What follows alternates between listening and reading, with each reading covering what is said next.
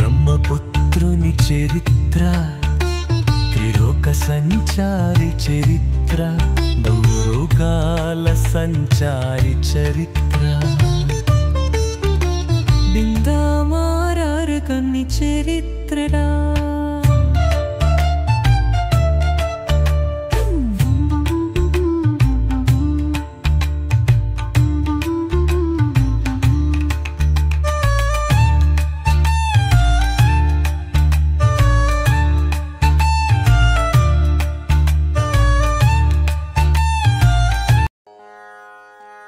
ఓం శ్రీ గణేశాయ నమః.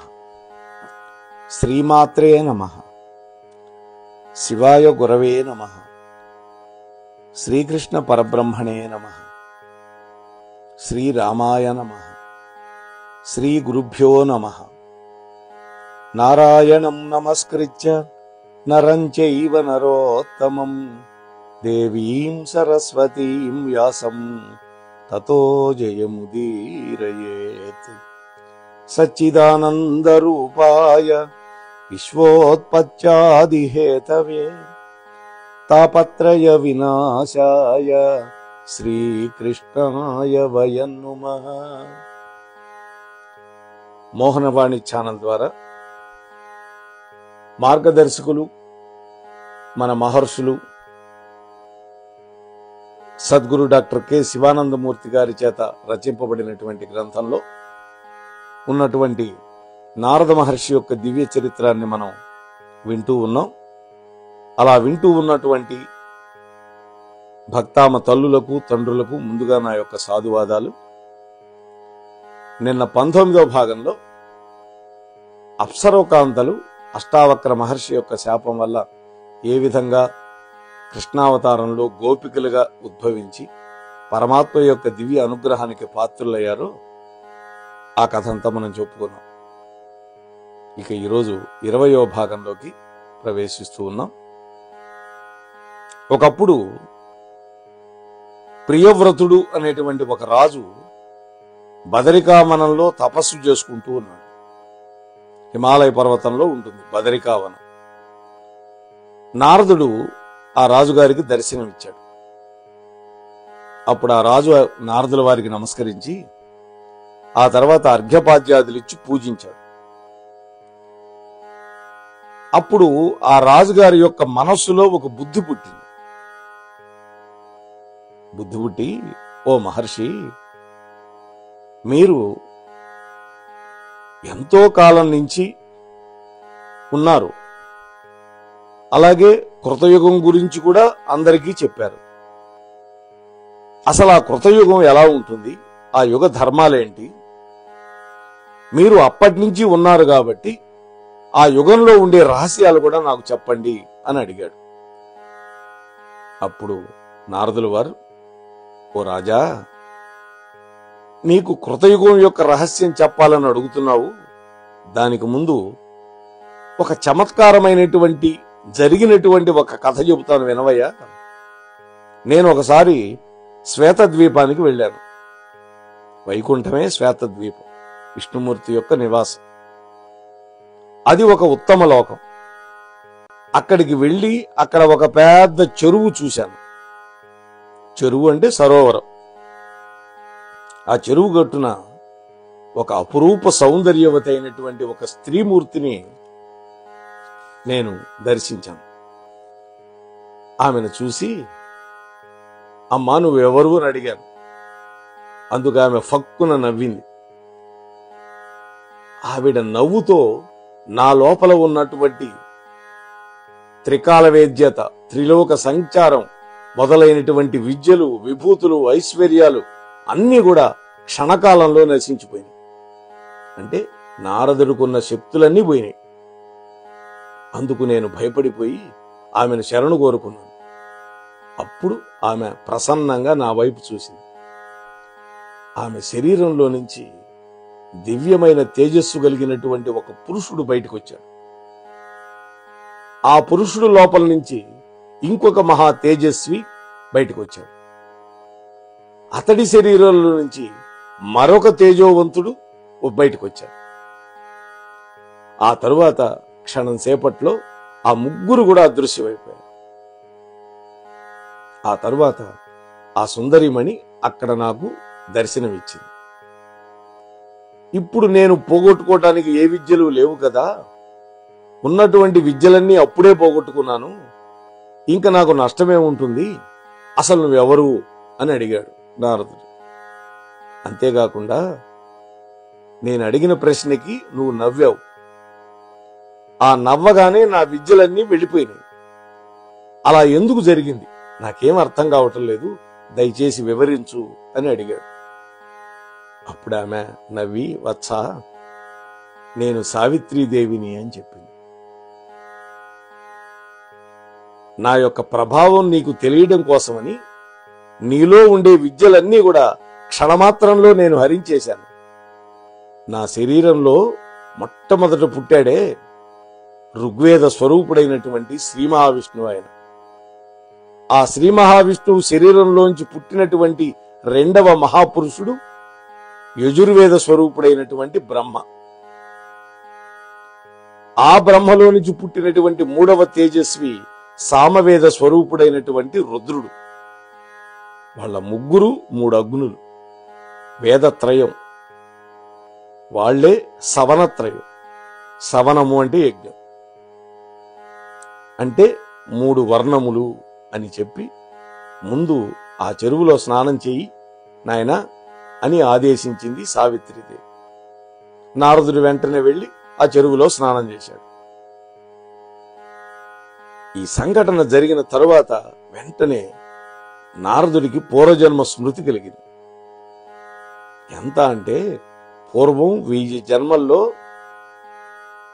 నారదుడు తాను ఎవరినో ఏ ఏ రూపాలు ధరించాడో అన్ని జ్ఞాపకం వచ్చింది. ఒక జన్మలో తాను సారస్వతుడు అనే పేరు గల బ్రాహ్మణుడని, అప్పుడు ఆ రూపంలో సర్వము విడిచిపెట్టి ఈ సరోవర ప్రాంతంలో పరమేశ్వరుని ప్రార్థించి ప్రత్యక్షం చేసుకున్నట్ట. అప్పుడు ఆ జన్మలో నారదుడు సాయుధ్యం అడిగాడు. అప్పుడు పరమాత్మ అన్నాడు, నాయనా, నువ్వు ఇంకా వృద్ధిలోకి రావాలి. ఒకానొక నాడు నీవు బ్రహ్మమానసుడు పుత్రుడు అయి పుడతావు. అంటే బ్రహ్మ మనస్సులో నుంచి పుట్టక ముందే ఈ జీవుడు ఉన్నాడు అనే కదా అర్థం. ఈ నారదుడు ఎప్పటి నుంచో ఉన్నాడు, అనేక జన్మలు ఎత్తుతూ ఉన్నాడు.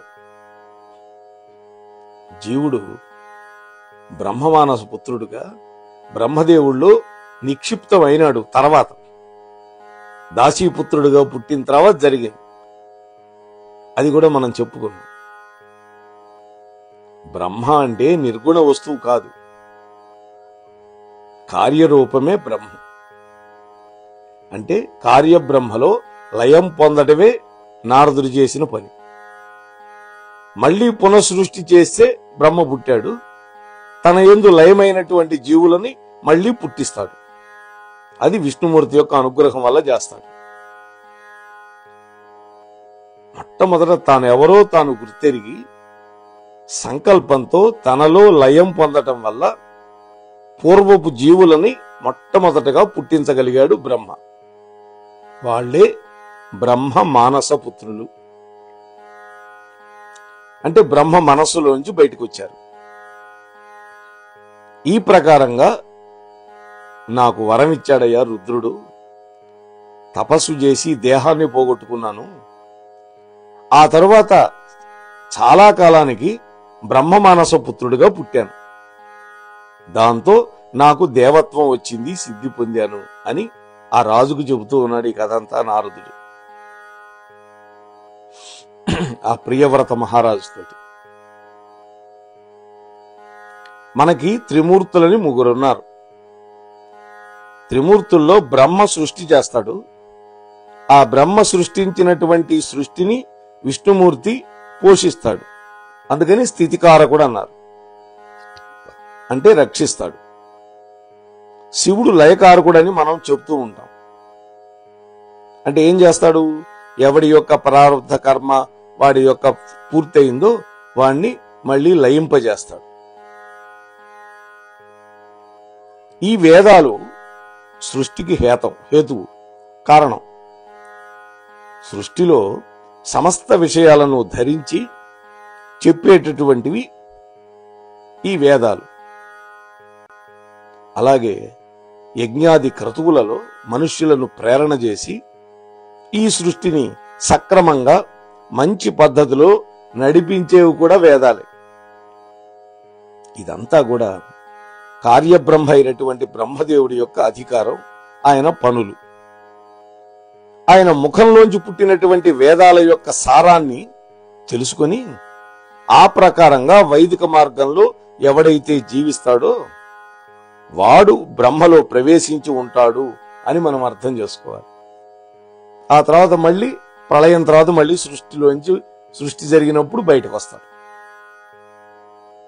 కాబట్టి జీవుడు ఆ వేద మార్గంలో జీవనం చేసి క్రమంగా అభివృద్ధి పొంది స్వర్గాది లోకాలలో సౌఖ్యాలు పొంది బ్రహ్మలోకం దాకా వెళ్ళాలి. అదే గమ్యస్థానం. ప్రవృత్తి మార్గంలో ఉండే జీవుడు, ప్రవృత్తి మార్గం అంటే ఏంటి? గృహస్థ ధర్మంలో ఉండేవాడు. ఏది ధర్మమో అది తెలుసుకొని అటువంటి జీవనాన్ని అవలంబించాలి.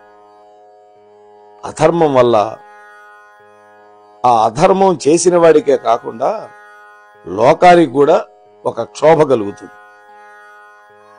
ఇతరులను దుఃఖపెట్టేటటువంటి ఒకానొక దుష్టశక్తి వాడిలో ప్రవేశిస్తుంది.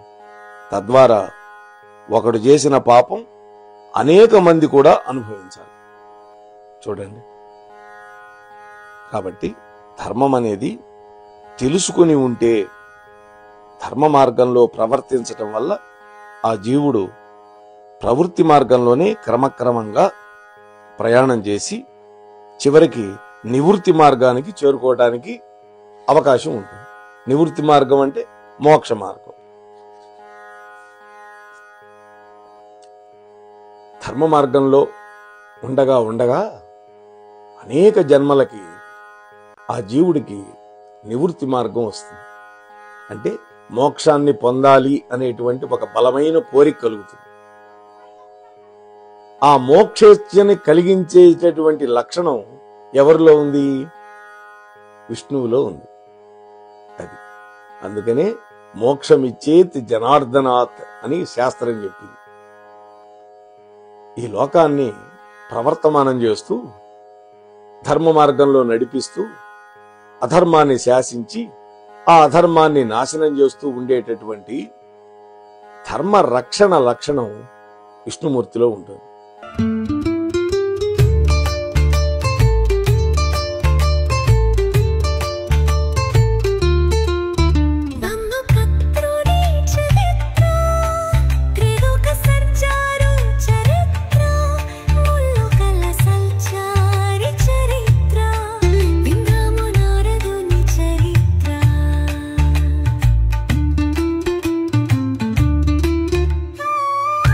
మోహన్వాణి తెలుగు పోడ్కాస్ట్ వింటున్న శ్రోతలందరికీ హృదయపూర్వక ధన్యవాదాలు. వినండి, వినిపించండి, వింటూనే ఉండండి. మోహన్వాణి తెలుగు పోడ్కాస్ట్ మీరు వింటున్నారు. మోహన్వాణి. మా కార్యక్రమాలు మీకు నచ్చితే ఇప్పటివరకు మా ఛానల్కి సబ్స్క్రైబ్ చేసుకోకపోతే వెంటనే ఈ క్షణమే సబ్స్క్రైబ్ చేసుకుని ఆ పక్కనుండే బెల్ బటన్ని మ్రోగించి అందరికీ షేర్ చేసి మీ విలువైన కామెంట్ను కూడా చేసి మమ్మల్ని ప్రోత్సహిస్తారని కోరుతున్నాను.